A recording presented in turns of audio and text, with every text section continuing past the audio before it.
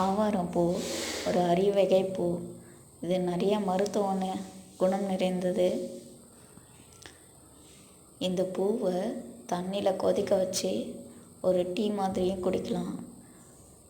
உடம்புக்கு ரொம்ப நல்லது.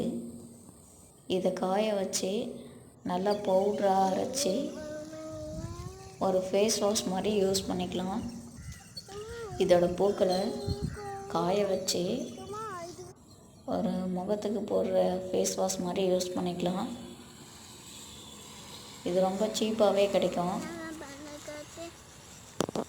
நாட்டு மருந்து கடைகளில் பேக்கெட்டில் கிடைக்கும்.